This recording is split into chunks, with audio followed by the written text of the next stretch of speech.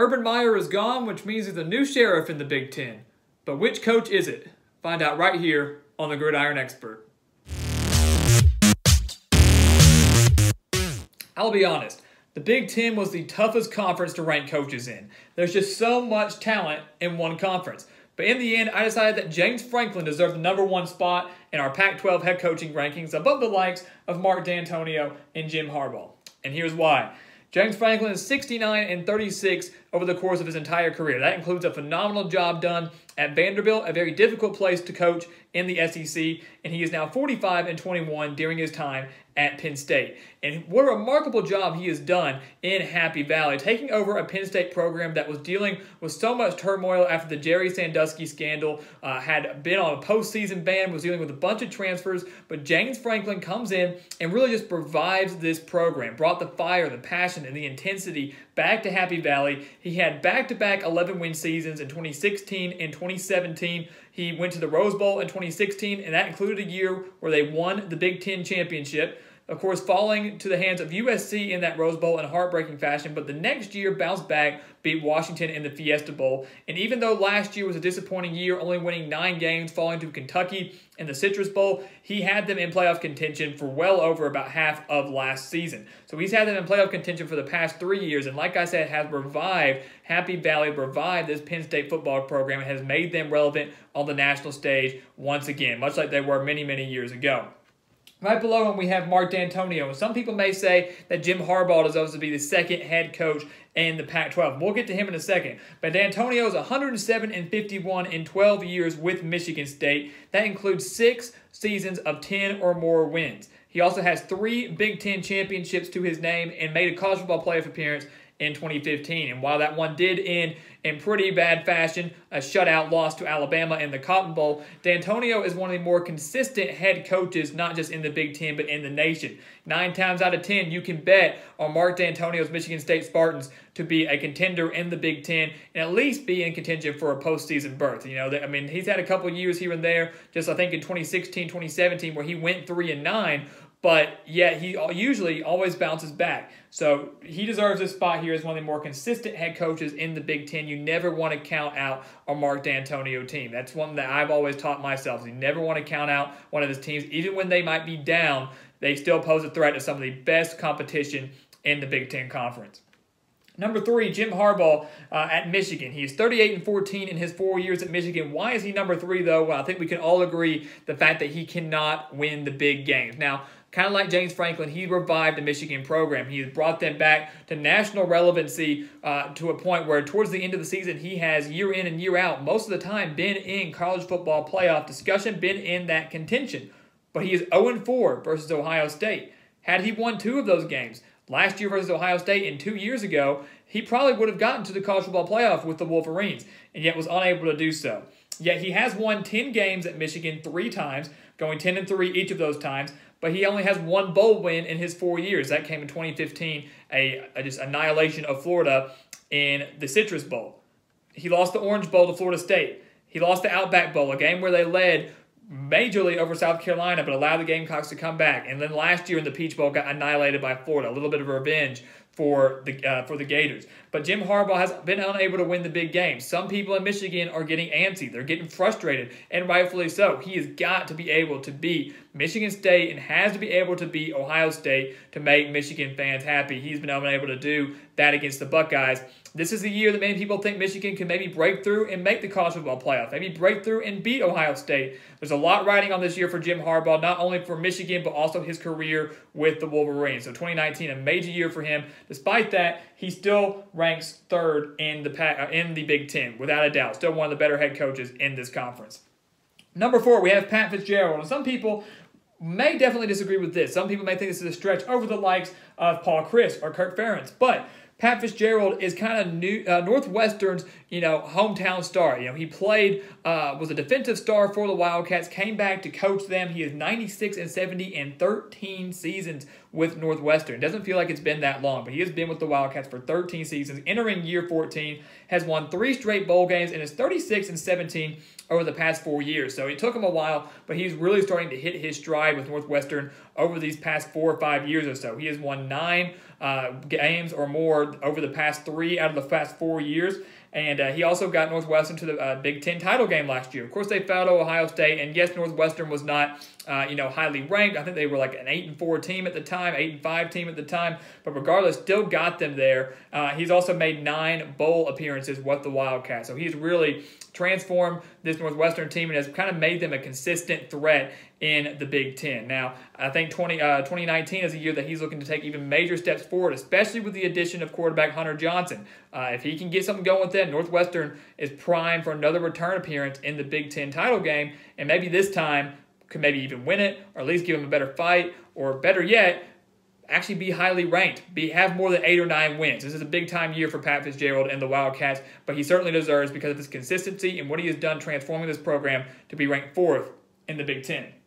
Number 5, Kirk Ferentz, one of the longest tenured head coaches in the nation, has been with Iowa since 1999, and since then he has posted 152 and 101 record with the Hawkeyes. He's been to 16 bowl games, and 3 of those of the New Year's Six/BCS caliber. And just a few years ago, made a Big Ten title appearance, losing to Michigan State, but had an undefeated regular season, and of course falling in blowout fashion to Stanford in the Rose Bowl. But nonetheless, a fantastic job by Kirk Ferentz. He reminds me a lot of Gary Patterson in the Big 12. As a coach that has been at his school for a very, very long time, I think Gary Patterson being at TCU since 2000, he's always consistent. When I said about Mark Dantonio, about not counting out his teams, I mean the same thing here with Kirk Ferentz too. Is that he's a guy that is very, very consistent. You usually expect Iowa to be a perennial bowl team, and rightfully so. If you've watched any Iowa football, every now and then he has a down year. Gary Patterson, every now and then has a down year. Every coach has that. But Ferentz has had 7, 9 win seasons or more. He's been to 2 Big Ten won 2 Big Ten titles, and as I mentioned, nearly got to the college football playoff just a few years ago. He's extremely consistent. He always has Iowa winning 7 or 8 games, and every now and then he has that breakout season like he had a few years ago, where maybe they are in contention for a playoff berth or a Big Ten title. So Kirk Ferentz ranking 5th in our Big Ten coaching rankings here, and like I said, and rightfully so, one of the most consistent head coaches in the nation. Number 6, Paul Chryst, 42-12 in his 4 years with Wisconsin. He could be a little bit higher on this list, but right now we have him at 6 just because of the elite status of Franklin, Dantonio, and Harbaugh, and then obviously the veterans of Fitzgerald and Ferentz. But Paul Chryst doing a phenomenal job with the Badgers, has won all 4 bowl games during his 4 years with the Badgers, went to back-to-back New Year's Six bowls in 2016 and 2017. Last year was a down year, a very disappointing year, a year where they started number 4 in the preseason AP poll, finished the season unranked. But once again, your sights can be set high and expectations can be set high when you have such a big-time running back in Jonathan Taylor and another great recruiting class for the Badgers. So Paul Chryst ranking 6 here. Some people think he should be a little bit higher, but I think 6 is right where he belongs until he can finally break through and get Wisconsin. He won some New Year's Six bowls, but now it's time for Wisconsin to really step it up and start competing for a spot in the college football playoff. Number 7, Jeff Brohm at Purdue. What a phenomenal job he has done transforming this Boilermakers program. And out of all the coaches here, I think Jeff Brohm has done probably the best job in the shortest amount of time as transforming a program that was pretty pitiful for a while and making them a legitimate threat that people are kind of getting worried to play, especially when you have such a star playmaker in Rondale Moore. But Brohm is right at 500 in his 2 years at Purdue, 13-13.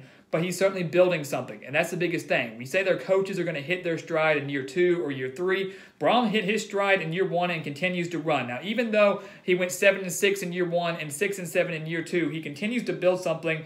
Last year, major upset over Ohio State at the time, but they didn't just beat the Buckeyes, they annihilated them. So obviously that was a sign of something to come for the Boilermakers. He got Purdue to their first bowl game since 2013 when he first took over in 2017 and got them their first bowl win the same year since 2011. So Jeff Brohm doing phenomenal things with Purdue. This is the year, though, that they need to break through, win more than 6 regular season games, maybe win 7, maybe even 8, and maybe try to compete in their division in the Big Ten. But Jeff Brohm doing phenomenal things for a Purdue team that will probably never be elite when it comes to on the national stage, but can continue to hope for postseason berths, and he's doing just that. Number 8, over here, the name that we all know, Scott Frost, a team that we are all aware of is getting a lot of hype in Nebraska. Now, he is not higher on this list because, yes, what he did at UCF was phenomenal. Taking over a team, getting them to 13-0, an undefeated season, the national champions, if you will. Last year at Nebraska, though, he just goes 4-8. And part of this is me not really buying into all the Nebraska hype right now. There's a lot of hype surrounding Nebraska. Maybe they could win the Big Ten. They're going to beat Ohio State. Adrian Martinez, their quarterback, is going to be a Heisman candidate. We need to pump the brakes for a second. This is a Nebraska team that did go 4-8 last year. Yes, did show a lot of improvement down the stretch. If you watched that first half of the season, they were downright awful. But Scott Frost started to see some improvement from the Cornhuskers. But I'm not buying into all the hype just yet. I think Nebraska is a bowl-eligible team. I think they could very well win 7 or 8 games. But it all is going to come down to Scott Frost and if the Cornhuskers are going to buy into his system. He is a phenomenal head coach. Maybe some people could have him at 7, maybe 6. I think 8 is where he belongs right now. Next year, if the hype is real, if Nebraska does really take some major strides forward, he will definitely make a huge jump in our Big Ten coaching rankings. Number 9, Ryan Day. We all know him because he took over for Urban Meyer as interim head coach last year, starting the season 3-0 for the Buckeyes, but his biggest win came against 15th-ranked TCU at a neutral site game. And that was an impressive win, don't get me wrong. But the other 2 games were pretty much cupcake wins for Ohio State. The offense thrived under Ohio State, and we saw that with Ryan Day as offensive coordinator / co-head coach. We saw that during his time there. And I've praised Ohio State for promoting from within and keeping Ryan Day in Columbus with the Buckeyes instead of trying to go outside of the realms of the program and find their new head coach. I think Ryan Day is the perfect man for the job, but he's still a little bit unproven. 3-0 as interim head coach doesn't mean much. That's why he's number 9 in our rankings right now. He's above some veterans like P.J. Fleck and Lovie Smith, but right now he's got a lot riding on him. Ohio State, a perennial college football playoff contender, perennial Big Ten title contender, and they have that new transfer quarterback in Justin Fields. There's a lot riding on him and a lot of that's expected of him in 2019. Let's see if he can live up to the hype and do a phenomenal job in his first full year as head coach of the Buckeyes. Number 10, P.J. Fleck. We know that he did a phenomenal job at Western Michigan. We know he took over a 1-11 team with the Broncos and got them to an undefeated regular season and nearly beat Paul Chryst in Wisconsin in the Cotton Bowl that year. That's what landed him this job at Minnesota. And I will say this. We've said repeatedly that sometimes these rankings are based not only on the success last year, not only the success of the coach's career overall, but if a team seem to be trending up or trending down. And Minnesota is a team that is trending up. They are a legitimate sleeper in the Big Ten West this season. They're getting a lot of hype this season, and I am partially buying into it. He's just 12-13 during his time with Minnesota, just 5-13 in conference play. That's why he's not a little bit higher on this list. But last year they went 7-6, annihilated Georgia Tech in the Quick Lane Bowl. They return a lot of talent this year. Minnesota is a team that no one needs to overlook on their schedule this season. But once again, that conference record, 5-13 overall in 2 years, is why he's not higher than 10th in the Big Ten rankings. Number 11, Tom Allen at Indiana. 10-14 during his 2 seasons with the Hoosiers, back-to-back 5-7 years. So just gut-wrenching seasons for the Hoosiers, just a couple of plays away maybe from making a bowl game. And it's been over, I think they said now, 10,000 days since Indiana has won a bowl game, coming all the way back in the 1990s, if I'm not mistaken. Can Tom Allen get them to the postseason this year in year 3? That's usually when new coaches start to hit their stride, even though he was promoted from within the system like Ryan Day, was defensive coordinator for Indiana. His defenses have been pretty solid this past 2 years. The offense needs a little more production. Can he get the job done this season? He's just 4-14 in conference play here. That's why he ranks 11th. And also the production's not there. Back-to-back 5-7 years is not going to cut it. He's got to get to the postseason in year 3. Otherwise, the Tom Allen era in Indiana might be ending sooner rather than later. Number 12, a brand new face in the Big Ten, Mike Locksley, coming in as the new head coach at Maryland. Why is he ranked above Lovie Smith and Chris Ash? Well, it's because he learned under Nick Saban. Mike Locksley coached with Nick Saban, even if it wasn't for that long. And they call this kind of a bit of a homecoming, that Mike Locksley is coming home to Maryland. But when you learn under the best head coach in college football, and we've seen the results of some other coaches that have served as coordinators under Nick Saban, then gone on to be a head coach and have thrived extremely well, I've got a little bit of faith in Mike Locksley, and I've got faith in this Maryland team. That's why we have him ranked 12th here. There's a lot of potential here, maybe not in year 1, but certainly down the road. That's why Mike Locksley gets the slight edge over Lovie Smith and Chris Ash. Lovie Smith comes in at 13 with a 4-23 conference record in the Big Ten over the past 3 years, just 9-27 overall. But we talked about maybe going in the upswing. Lovie Smith might have that. They went 4-8 last year, which was the best record of the Lovie Smith era. He's doing a decent job recruiting, getting some big-time transfers. Could this be the year that Illinois maybe pulls off a few upsets, maybe wins 5, maybe even gets to the postseason and wins 6 games?